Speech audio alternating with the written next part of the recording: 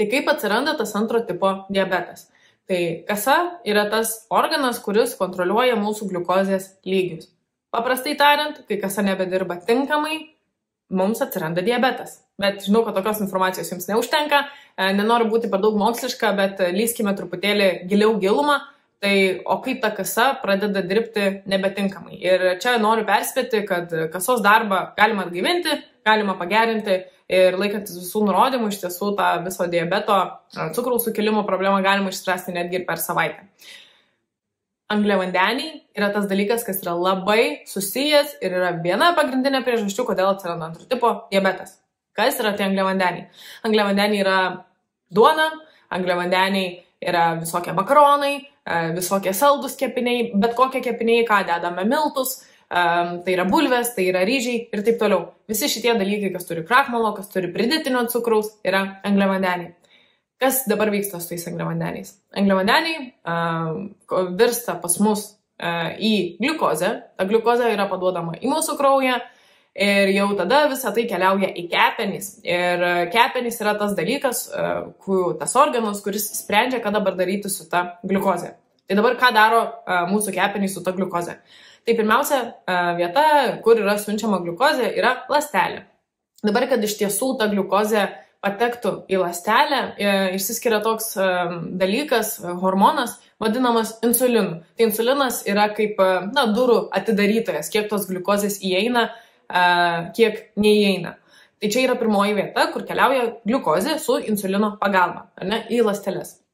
Dabar antras dalykas, kai valgome per daug angliavandenių, o daugumą mes jų ir valgome per daug, ko anksčiau nebūdavo, žiūrint mūsų protėvius, tai kai valgom per daug angliavandenių, atsiranda gliukozės perteklius. Dabar, kur ta gliukozė keliauja, tai viena vieta yra mūsų kūno riebalai, o kitas yra glikogenas, apie kurį šiandien neišsiplėsiu. Tai dabar visas mechanizmas yra toks.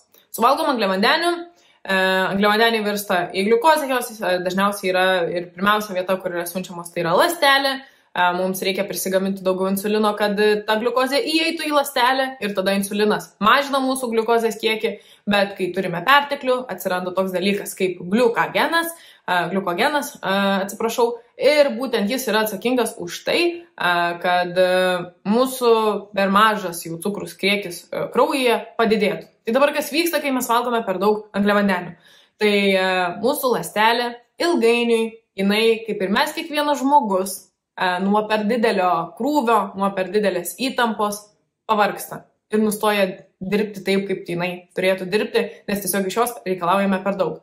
Ir kas tada atsiranda? Tada atsiranda atsparumas insulinui, toks dalykas. Tai reiškia, kad tas gliukozės kiekis, kurį mes paduodame į ląstelę, jisai nebedirba taip efektyviai ir nebepaduoda taip efektyviai su insulino pagalba būtent tos gliukozės į mūsų ląsteles. Na ir kas tada atsitinka? Mums vis tiek reikia tam tikro kiekio insulino, kad būtent ta gliukozė patektų į ląstelę ir tada mūsų organizmas šaukia, mums reikia daugiau insulino. Tada mes ir gaminame daugiau insulino. Pagaminame daugiau insulino, turime atsparumą insulinui, sumažėja per daug kraujas ir tada atsiranda ne kraujas, o cukrus kraujyje ir tada atsiranda trakcionai. Mes paduodame per daug cukraus, tada išgauname žymiai per daug insulino, staigiai nukrenta mūsų cukrus kraujyje, tada, ką sako mūsų daktarai, suvalgyk saldainį, ar kažką saldaus, suvalgome saldainį, vėl mūsų gliukozė šuolis į viršų, vėl per daug insulino ir taip turime labai, labai didelį atrakcioną ir kai ląstelė nustoja dirbti tinkamai, kai vyksta tokie dideli atrakcionai, mūsų kasa lygiai taip pat, jinai persitempia, turi per didelį krūvį ir nustoja dirbti taip, kaip turėtų dirbti. Ir čia yra visa istorija, dėl ko atsiranda pas mus antro tipo diabetas. Bet gera žinia yra tai, kad antro diabeto situacija, sveikatos niuansas, nežinau kaip tai tiksliai netgi įvardinti, jis neturėtų būti priimtas kaip gyvenimui ir jo tikrai nereikėtų gydyti vaistais, jį reikėtų gydyti dalykais, kuriuos tai jau pat papasakosiu, ką sumažinti ir ką padidinti.